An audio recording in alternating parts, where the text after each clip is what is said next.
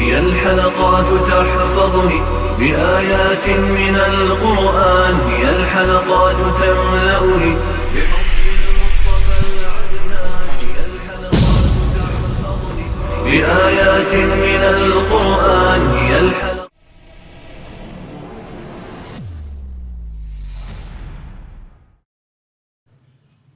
سورۃ البقرہ آیت نمبر 152۔ اعوذ باللہ من الشیطان الرجیم، بسم اللہ الرحمن الرحیم، فاذکرونی اذکرکم واشکروا لی ولا تکفرون۔ یا ایہا الذین آمنوا استعینوا بالصبر والصلاة ان اللہ مع الصابرین۔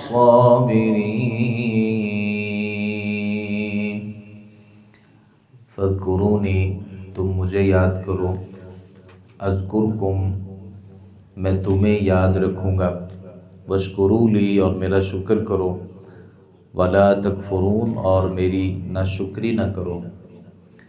یا ایہا الذین آمنوا، اے ایمان والو، استعینوا بالصبر والصلاة، صبر اور نماز کے ساتھ مدد طلب کرو۔ ان اللہ مع الصابرین، بلا شبہ اللہ صبر کرنے والوں کے ساتھ ہے۔ اللہ تعالیٰ نے اس سے پہلی آیت مبارکہ میں نبی کریم صلی اللہ علیہ وسلم کی جو آمد ہے اسے اللہ رب العالمین کی جو نعمتیں ہیں ان میں شمار کرتے ہوئے فرمایا، کما ارسلنا فیکم رسولا منکم یتلو علیکم آیاتنا، جیسے ہم نے تمہیں میں سے ایک رسول بھیجا جو رسول تم پر قرآن کی آیات کی تلاوت کرتا ہے، تزکیہ کرتا ہے، کتاب اور حکمت کی تعلیم دیتا ہے۔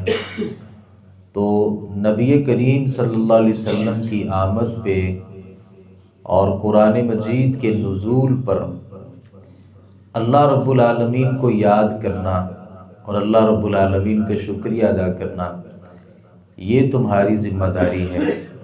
اللہ رب العالمین نے قرآن مجید کی صورت میں جو اپنی نعمت کو پورا کیا ہے، اور نبی کریم صلی اللہ علیہ وسلم کی جو اس دنیا میں آمد ہوئی اور اللہ رب العالمین نے انہیں مبعوث فرمایا، یہ دو بڑے عظیم کام ہیں۔ ان دو عظیم کاموں کی وجہ سے اللہ رب العالمین نے دو تقاضے کیے۔ ایک تقاضا یہ کہ اللہ فرماتے ہیں کہ مجھے یاد کرو اور میرا شکریہ ادا کرو۔ اللہ رب العالمین کو یاد کرنا، یہ اپنی زبان سے بھی اللہ رب العالمین کو یاد کرنا ہے، دل سے بھی اللہ کو یاد کرنا ہے، اور اپنے عمل سے بھی اللہ رب العالمین کو یاد رکھنا ہے۔ یہ تین باتیں یاد رکھیے گا۔ جو اللہ کا ذکر ہوتا ہے وہ محض زبان سے نہیں ہوتا، بلکہ اس میں دل کا بھی ایک دخل ہوتا ہے، اور انسان کے جو اعمال ہوتے ہیں ان اعمال میں بھی اس کا ایک باقاعدہ دخل ہوتا ہے۔ ایک بندہ زبان سے اللہ کا ذکر کرتا ہے، اللہ اکبر، اللہ بہت بڑا ہے، پھر وہ زبان سے کہتا سبحان اللہ، اللہ پاک ہے ہر اس عیب سے جو اللہ کے عیب بنائے جاتے ہیں، الحمدللہ، تمام تعریفیں اللہ کے لیے۔ اب یہ جو کلمات ہیں وہ اپنی زبان سے پڑھتا ہے لیکن دل پر اس کا کوئی اثر نہیں ہے، یہ بندہ اللہ کو یاد نہیں کرتا۔ بعض لوگوں نے رسمی طور پہ ہاتھ میں تسبیح پکڑ لی اور ہر وقت ان کی زبان جو ہے وہ ذکر میں چل رہی ہوتی ہے، اور ان کا جو دل ہوتا ہے وہ اللہ کی یاد سے یکسر خالی ہوتا ہے۔ تو عبادت اور اللہ کے ذکر میں اور اللہ کی یاد میں جب تک آپ کا دل شامل نہیں ہوتا شاید وہ اللہ کا ذکر نہیں ہوتا۔ وہ ایک زبان کی آپ کی ایک تسبیح ہو سکتی ہے، زبان کی ایک عادت تو ہو سکتی ہے، لیکن وہ اللہ رب العالمین کی یاد نہیں ہے۔ اچھا، بندہ زبان سے اللہ کا ذکر کر رہا ہے، اللہ کو یاد کر رہا ہے، اور دل عجیب و غریب قسم کی باتوں میں الجھا ہوا ہے، تو یہ بندہ بھی اللہ رب العالمین کو یاد نہیں کر رہا۔ اور میں نے تیسری بات بتائی تھی، عمل سے بھی اللہ رب العالمین یاد ہونا چاہیے۔ ویسے بندہ زبان سے کہے کہ مجھے اللہ سے بڑا ڈر لگتا ہے، اور عملی طور پہ وہ نماز پڑھتا ہی نہیں۔ اور کوئی بندہ کہے کہ میں اللہ سے بے حد ڈرنے والا ہوں، اور میرے دل میں اللہ رب العالمین کا ڈر اور خوف بہت زیادہ ہے، اور وہ زبان سے سبحان اللہ سبحان اللہ، اللہ ہر عیب سے پاک ہے، اس کا اظہار 1000 مرتبہ کر لیتا ہے، اور وہ کسی غیر اللہ کی قبر پہ جا کے اپنی پیشانی کو جھکا دیتا ہے، تو عملی طور پہ تو اس کو اللہ یاد نہیں ہے، عملی طور پہ اس نے اللہ کو یاد نہیں کیا اور اللہ کو یاد نہیں رکھا۔ تو اللہ رب العالمین یہاں پہ کیا کہتے ہیں کہ فَاذْكُرُونِي أَذْكُرْكُمْ، تم مجھے یاد کرو میں تمہیں یاد رکھوں گا، میں تمہیں یاد کروں گا۔ یاد کرنا اور یاد رکھنا، اس میں بڑا فرق ہوتا ہے۔ جو انسان کسی کو یاد کرتا ہے نا، وہ کبھی کبھی یاد کرتا ہے، اور جو یاد رکھتا ہے وہ ہمیشہ اس کے تذکرے میں ہوتا ہے۔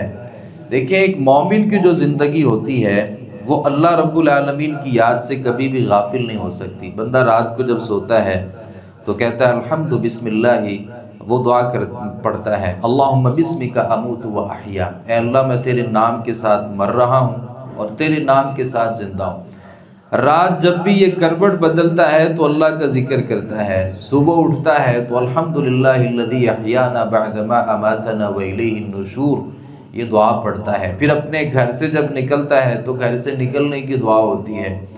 پھر مسجد میں جب نماز فجر کے لیے آتا ہے تو اللہم اجعل فی قلبی نورا، وہ ایک لمبی دعا پڑھتا ہے ان فی خلق السماوات والارض واختلاف اللیل والنہار، یہ سورۃ آل عمران کا جو ایک رکوع ہے اس کی تلاوت کرتا ہے۔ پھر مسجد میں جب داخل ہوتا ہے پھر ایک دعا پڑھتا ہے، پھر جب وضو کرتا ہے تو پھر اللہ کو یاد رکھتا ہے، بسم اللہ پڑھتا ہے، وضو کے بعد پھر ایک دعا پڑھتا ہے، پھر نماز ساری اس کی یاد ہوتی ہے۔ پھر وہ کاروبار کرتا ہے، لوگوں سے لین دین کرتا ہے، لوگوں کے ساتھ معاملات کرتا ہے، اپنی محنت مزدوری کرتا ہے، ان ساری چیزوں میں وہ اللہ کو یاد رکھتا ہے، اور اس کا کان اور اس کا دل اللہ کی یاد کی طرف لپک رہا ہوتا ہے، وہ ہر لحاظ سے اللہ رب العالمین کو یاد رکھ رہا ہوتا ہے۔ تو جو آدمی ہر وقت ہی اللہ رب العالمین کو یاد کرتا ہے، نبی صلی اللہ علیہ وسلم کے بارے میں ہماری والدہ کہتے کان یذکر اللہ علی کل احیان، نبی صلی اللہ علیہ وسلم ہر وقت ہی اللہ رب العالمین کو یاد کرتے تھے، ہر وقت اللہ رب العالمین کی یاد میں ہوتے تھے۔ تو جو بندہ ہر وقت اللہ رب العالمین کی یاد میں ہوتا ہے، اللہ کو بھی وہ بندہ نہیں بھولتا۔ اچھا، اللہ رب العالمین کو وہ بندہ کیسے نہیں بھولتا؟ اللہ کو نہیں بھولتا کہ یہ بندہ آج بھوکا ہے، میں نے اس کو کھلانا ہے۔ اللہ کو نہیں بھولتا کہ یہ بندہ مشکل میں ہے، میں نے اس کو نکالنا ہے۔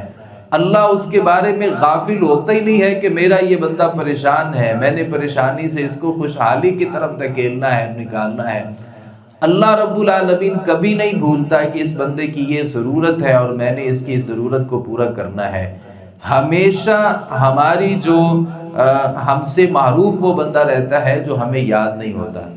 شادی آتی ہے، ہمارے گھر میں کوئی فنکشن ہوتا ہے تو میں ہر اس بندے کو یاد کرتا ہوں اور دعوت دیتا ہوں جو میرے ذہن میں ہوتا ہے، اور میں جس سے بھول گیا اور جو مجھے یاد ہی نہیں آیا میں اسے دعوت بھی نہیں دیتا اور اسے اپنی اس دعوت سے محروم رکھتا ہوں۔ تو اللہ رب العالمین، ویسے اللہ کسی سے بھی غافل نہیں ہے، کوئی بندہ بھی اللہ رب العالمین کی یادداشت سے نکل نہیں سکتا، ہو ہی نہیں سکتا۔ لیکن اللہ رب العالمین جب اپنے انعامات کرتا ہے کسی بندے کے اوپر، اللہ نے کسی کے اوپر اپنی رحمت بھیجنی ہوتی ہے، اللہ رب العالمین کی طرف سے جو سکینتوں کا نزول ہوتا ہے یہ اس بندے پر ہوتا ہے جسے اللہ رب العالمین ہر دم یاد رکھتے ہیں۔ اور اللہ رب العالمین کی یاد اللہ کی یاد میں ہے۔ جو اللہ کا ہوتا ہے اللہ پھر اس کا ہو جاتا ہے. من کان للہ کان اللہ لہ، جو اللہ کا ہوتا ہے پھر اللہ رب العالمین اس کا ہو جاتا ہے. نبی صلی اللہ علیہ وسلم نے فرمایا جو بندہ، اللہ رب العالمین یہ کہتا ہے، جو بندہ مجھے اپنے دل میں یاد کرتا ہے نا، اللہ رب العالمین کہتے ہیں میں بھی اس کو اپنے دل میں یاد کرتا ہوں. اور جو بندہ مجھے کسی جماعت میں یاد کرتا ہے، مل جل کر کے بیٹھتے ہیں، جیسے ہم سیاست پر بڑے تبصرے کرتے ہیں نا آپس میں بیٹھ کر کے، کاروبار کے بارے میں بڑے تبصرے کرتے ہیں، اور جیسی ہماری باتیں ملکی حالات پر ہوتی ہیں، ایسے ہی ایک مجلس ایسی سجائی جائے ہم دوستوں کی، ہم عمر جو ہم بھائی دوست ہوتے ہیں وہ آپس میں بیٹھ کر کے یہ طے کر لیں کہ ہم نے آج کی مجلس میں اللہ رب العالمین کو یاد کرنا ہے، اپنے اوپر موجود اللہ رب العالمین کی نعمتوں کو یاد کرنا ہے، اور اپنے اوپر اللہ رب العالمین کے موجود احسانات کا تذکرہ کرنا ہے، اللہ کی قدرتوں اور اس کی عظمتوں کا تذکرہ کرنا ہے. اور جب یہ کسی مجلس میں بیٹھ جاتے ہیں اور اللہ کی یاد میں اللہ کی باتیں کرتے ہیں تو حدیث میں آتا ہے اللہ رب العالمین کہتے ہیں میں بھی ان کو ایک مجلس میں یاد کرتا ہوں، اور وہ مجلس اس دنیاوی مجلس سے بہت بہتر ہوتی ہے. اور وہ مجلس کون سی ہوتی ہے؟ اللہ فرشتوں کی ایک مجلس سجاتا ہے، اور اللہ فرشتوں کی مجلس میں ایسے لوگوں کا تذکرہ کرتے ہیں جو بندے دنیا میں اللہ رب العالمین کو یاد کرتے ہیں. اور یاد رکھیے گا یہ جو مجالس ہوتی ہیں نا ہماری، ان مجالس میں سب سے بہترین مجلس وہ مجلس ہوتی ہے جس میں اللہ رب العالمین کی یاد ہوتی ہے. سیدنا معاویہ رضی اللہ عنہ، صحابہ کرام اور کچھ لوگ بیٹھے تھے، ان کی خدمت میں حاضر ہوئے اور کہا کہ کس وجہ سے بیٹھے ہو؟ انہوں نے کہا کہ نذکر اللہ، ہم بیٹھے ہیں تاکہ اللہ رب العالمین کا یہاں پہ بیٹھ کے ذکر کریں. کہا کہ اللہ کی قسم اٹھاتے ہو؟ کیا اللہ کی قسم ہے کہ واقعتاً تم صرف اور صرف اللہ رب العالمین کی یاد کے لیے یہاں پہ بیٹھے ہو؟ تو لوگوں نے کہا کہ ہم اللہ کی قسم اٹھاتے ہیں، قسم اللہ کی کہ ہمارا یہاں پہ جو بیٹھنا ہے وہ صرف اور صرف اللہ رب العالمین کی یاد کے لیے ہے. تو جناب معاویہ رضی اللہ عنہ نے کہا کہ میں تمہارے اوپر کوئی تہمت نہیں لگاتا، اور میں نے جو آپ سے قسم لی ہے یہ کوئی تہمت نہیں ہے، بلکہ ہم ایک دفعہ بیٹھے ہوئے تھے اور نبی صلی اللہ علیہ وسلم ہمارے درمیان آئے، اور آپ صلی اللہ علیہ وسلم نے ہم سے پوچھا کہ بتاؤ اللہ کی قسم تم کس لیے بیٹھے ہو؟ ہم نے کہا اللہ کی یاد کے لیے. کہا کہ اللہ کی قسم اٹھاتے ہو کہ اللہ کے لیے یہاں پہ بیٹھے ہو؟ ہم نے کہا کہ ہم اللہ کی قسم اٹھاتے ہیں کہ یہاں اللہ رب العالمین کے ذکر کے علاوہ کوئی اور ہمارے بیٹھنے کا مقصد نہیں ہے. تو اللہ کے نبی نے بھی ہم سے یہ کہا کہ میں تمہارے اوپر کوئی الزام اور بہتان نہیں لگاتا اور تمہاری نیتوں میں کوئی شک نہیں ہے. مجھے ابھی جبرائیل علیہ السلام نے آ کر کے بتایا ہے کہ یہ جو مجلس ہے نا جہاں پہ اللہ رب العالمین کا ذکر چل رہا ہے، اللہ رب العالمین فرشتوں کے سامنے اس مجلس کی وجہ سے تمہارے اوپر فخر کر رہا ہے. اللہ اپنے ان بندوں کے اوپر فخر کرتا ہے جو مسجد میں بیٹھتے ہیں اور اللہ رب العالمین کا پھر تذکرہ کرتے ہیں اور اللہ رب العالمین کی یاد میں ہوتے ہیں. اور روایات میں آتا ہے نبی کریم صلی اللہ علیہ وسلم نے ارشاد فرمایا اللہ کے کچھ نورانی ایسے فرشتے ہوتے ہیں جن کی صرف ایک ذمہ داری ہے، اور وہ ذمہ داری یہ ہے کہ وہ ہر وقت اس مجلس کی تلاش میں ہوتے ہیں جہاں اللہ رب العالمین کا ذکر ہو رہا ہوتا ہے، اور جب وہ اس مجلس کو پا لیتے ہیں پھر اس مجلس میں آ کر کے بیٹھ جاتے ہیں. اور ایک اور روایت میں آتا ہے کہ اللہ کے کچھ فرشتے ہوتے ہیں وہ ایسی مجالس کو تلاش کرتے ہیں جہاں اللہ کا ذکر ہوتا ہے، اور اگر جب وہ اس مجلس کو پا لیتے ہیں پھر وہاں پہ آ کر کے بیٹھ جاتے ہیں، اپنے پروں سے اس مجلس کو ڈھانپ لیتے ہیں. پھر ایک اور فرشتہ آتا ہے، وہ اس فرشتے کے اوپر جو جہاں وہ پر اس فرشتے کا ختم ہوتا ہے، دوسرا فرشتہ اس پر کے اوپر اپنے پر سے اس کو ڈھانپ لیتا ہے.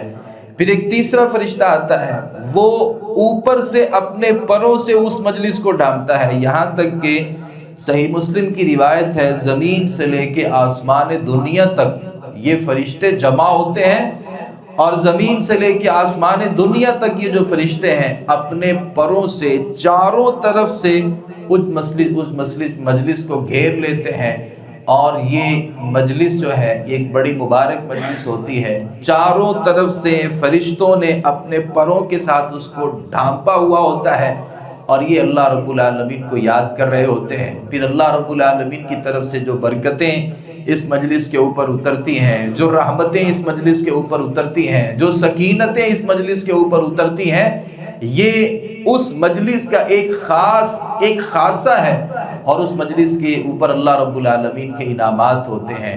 لہذا یہ جو مسجد میں دروس کا اہتمام کیا جاتا ہے یا قرآن مجید کی کلاس ہوتی ہے یا حدیث کو پڑھنے کا ایک سلسلہ ہوتا ہے، یہ بھی در حقیقت ایک وہ مجلس ہوتی ہے جہاں پہ ہم اللہ رب العالمین کا تذکرہ کرتے ہیں اور اللہ رب العالمین کی یاد میں ہوتے ہیں۔ انفرادی طور پر بھی اللہ رب العالمین کو یاد کرنے اور یاد رکھنے کی ضرورت ہے، اور اجتماعی طور پر بھی جب ہم بیٹھیں اور اس میں اللہ رب العالمین کا ذکر لازمی کریں۔ اور یاد رکھیے گا قیامت کا دن جب ہوگا، انسان اس مجلس پہ، وہ مجلس انسان کی وہ مجلس جس میں اللہ کی یاد نہیں ہوگی، قیامت کے دن آدمی ہر اس مجلس کو اپنے لیے باعث حسرت سمجھے گا کہ کاش میں نے اس مجلس میں اللہ رب العالمین کی یاد، اللہ رب العالمین کو یاد بھی رکھا ہوتا۔ تو اللہ رب العالمین یہاں پہ یہ کہتے ہیں کہ اللہ کو یاد کرنا ہے، اللہ تمہیں یاد رکھے گا، اور اللہ رب العالمین کا شکریہ ادا کرنا ہے اور کفر نہیں کرنا۔ آگے اللہ تعالیٰ فرماتے ہیں کہ صبر اور نماز کے ساتھ اپنے اللہ رب العالمین سے مدد طلب کرو۔ بندے کو زندگی میں مشکلات آتی ہیں، مصیبتیں آتی ہیں، پریشانی آتی ہیں، ان پریشانیوں میں دو کام ہوتے ہیں، ایک ہوتا ہے صبر اور ایک ہوتی ہے نماز۔ یہ دو چیزیں انسان کو پریشانیوں سے نکال دیتی ہیں۔ ویسے جو صبر ہوتا ہے اس کی تین قسمیں ہوتی ہیں۔ ایک صبر وہ ہوتا ہے جو انسان معصیت پہ صبر کرتا ہے، یعنی بندے کا دل کر رہا ہے میں گناہ کروں، پھر وہ صبر کر جاتا ہے کہ نہیں مجھے گناہ نہیں کرنا۔ اور ایک صبر ہوتا ہے اللہ کی اطاعت پر صبر کرنا، یعنی نماز پڑھنے کا دل نہیں کر رہا پھر بھی نماز پڑھ رہے ہیں تو یہ بھی صبر کر رہا ہے۔ اور تیسرا صبر ہوتا ہے کسی کو کوئی مشکل آ جاتی ہے، کوئی پریشانی آ جاتی ہے تو اس پریشانی میں جا کر کے وہ صبر کرتا ہے۔